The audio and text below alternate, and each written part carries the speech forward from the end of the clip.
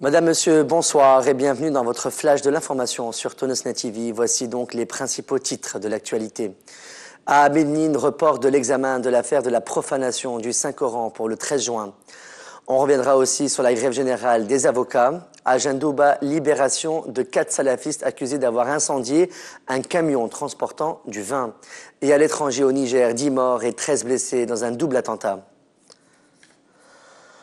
La chambre criminelle du tribunal de première instance de Médine a examiné ce jeudi 23 mai l'affaire de la profanation du Saint-Coran à Ben Garden et ordonné le report du procès de l'accusé Ramzi Abcha au 13 juin prochain, étant donné que l'évaluation psychiatrique de l'accusé n'est toujours pas prête.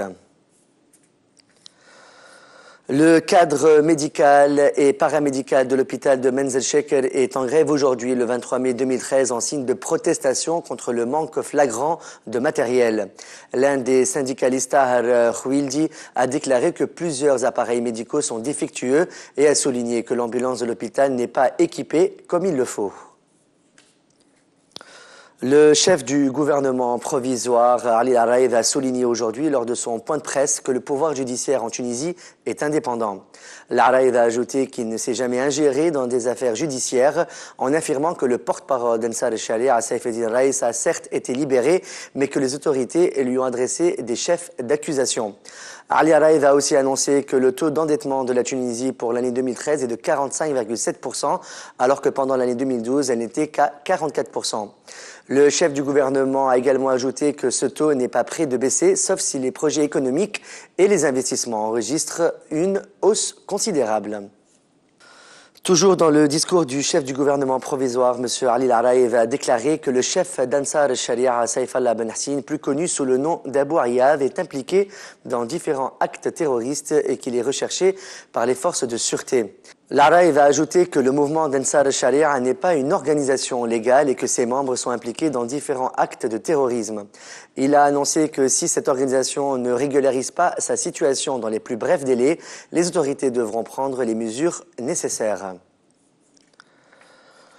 Le membre de l'organisation Ansar al-Sharia, Semi Hamem, a affirmé que le congrès prévu pour dimanche prochain à Kérouan ne vise certainement pas à établir un émirat islamique en Tunisie, contrairement aux informations qui circulent. Hamem a ajouté que le rôle d'Ansar al-Sharia est d'appeler les Tunisiens à suivre le droit chemin, en soulignant que le leader Abou Ayyad n'avait certainement pas tort en disant que la Tunisie est une terre de prédication.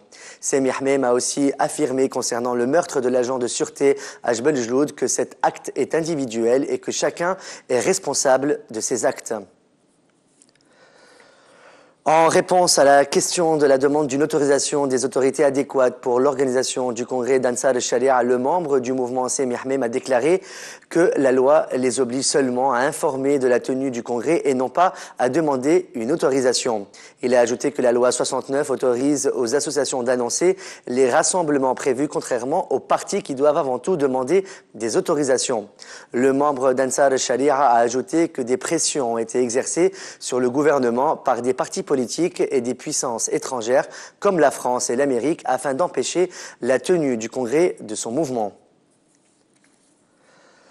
Les avocats sont en grève générale aujourd'hui le 23 mai 2013 dans les différents tribunaux de la Tunisie. Cette grève est un signe de protestation contre l'incident qui s'est produit à Béja entre un avocat et un magistrat. Maître Vekr Aloui, membre de l'Ordre national des avocats en Tunisie, a déclaré que le différend concerne le décret de loi numéro 79, tout en soulignant qu'un accord sera bientôt trouvé.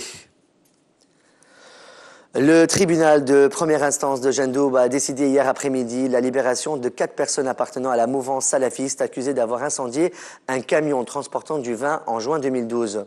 Notre correspondant a affirmé que les 10 autres suspects n'ont pas été libérés.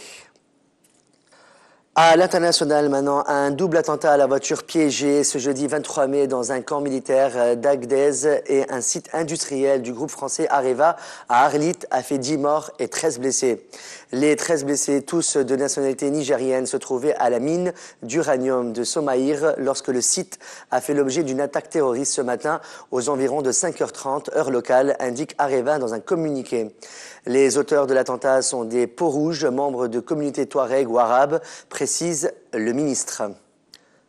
Le chanteur, né à Alexandrie et de parents grecs, est mort jeudi matin à Nice. Georges Moustaki avait fêté ses 79 ans le 3 mai dernier.